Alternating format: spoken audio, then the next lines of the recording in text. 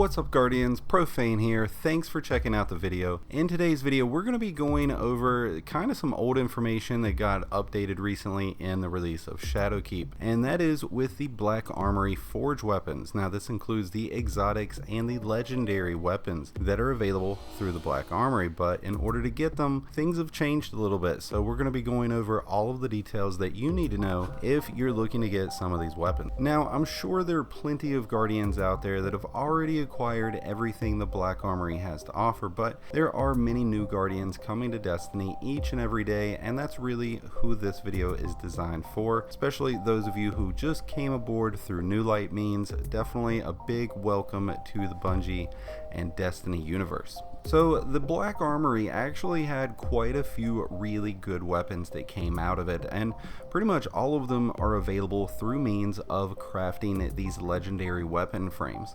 Now there's also 3 exotic weapons that you can get through the Black Armory, and all you're going to have to do to start this process is just simply visit Ada. Now if it's your first time visiting Ada, she's going to give you your very first weapon frame, which is going to be for the Hammerhead heavy machine gun. Now she also will provide you later on with weapon frames for the Blast Furnace pulse rifle, the Kindled Orchid hand cannon, the Tatara Gaze sniper rifle, the Spiteful Fang bow, and the Ringing Nails auto rifle, all of which are really good weapons with the right rolls. Now of course you'll get the exotic weapons as an option available to you as well. These come through means of quest, and those are for the Jotun, the Monarch, and the Izanagi's Burden. Now we'll go over the Jotun and the Monarch in detail because those are really simple now with the new Shadowkeep update. The Izanagi's Burden is still pretty much the same through the Lock and Key quest, which we'll touch briefly on that, but I'm not going to go into full detail on that one just because it is a little bit longer of a quest and really just requires its own video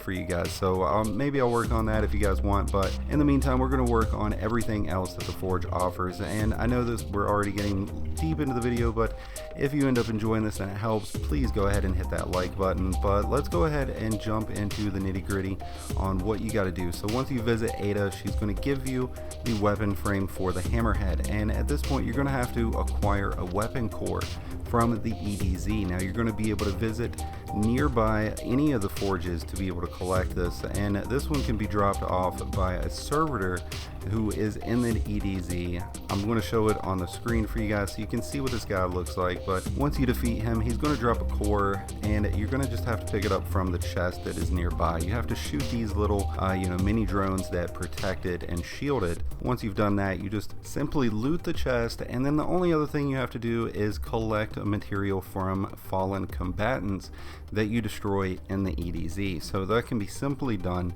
and at that point you're going to be opened up to more options through Ada to be able to get additional legendary weapon frames. Now each and every weapon frame, the very first time you pick it up, you will be required to pick up a weapon core along with collecting materials from enemies that you defeat, but each one will tell you where you have to go. The weapon cores are obtainable through any of the Guardians that protect the Forge, or I shouldn't say the Guardians, but the enemies that protect the Forges. They are found in the patrol area just outside of the Forges. You can't miss them at this point. Everybody hunts them down just because they're a great source of potentially some legendary drops. But once you defeat them, you'll have your weapon core. This is only for the very first time that you complete these weapon frames though, so once you've already done it, you're not going to have to go back and collect these weapon cores each and every time. It's just for the first one. Once you've completed this first step, you're now going to have to just get kills in a perspective means for that particular weapon frame. Some may require you to get precision kills,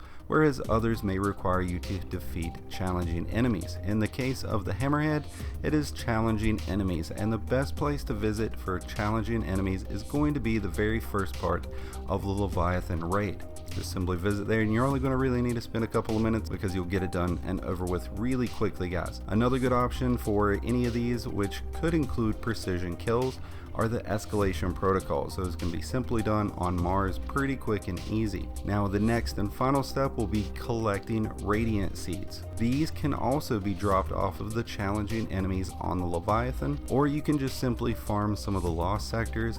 I would suggest some of the ones on Titan and Mars. Each week, your character will be able to complete 2 legendary weapon frames. That's 2 per character per week.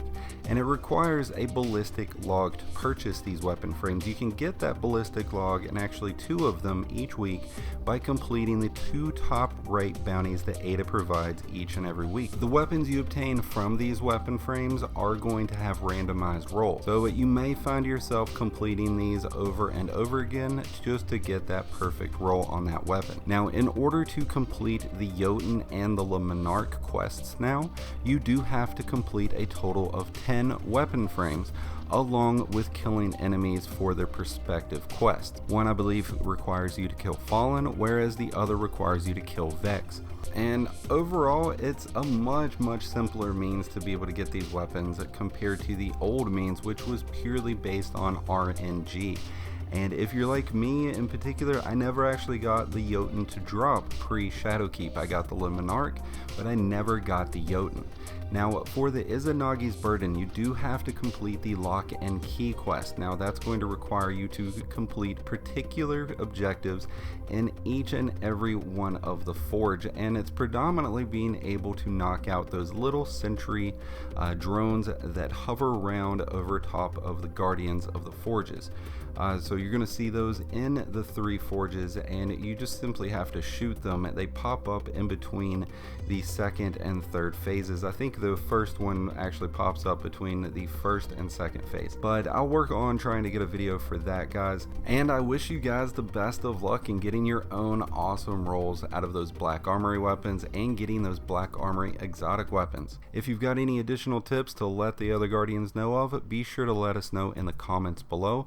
If this video has helped you out and you enjoyed it, be sure to hit that like button below, and if you're new to the channel, consider hitting the subscribe button, and while you're at it, visit the link to our Discord in the description below and join the Profane Nation. Until next time though, this has been Profane, and I wish you guys some happy hunting.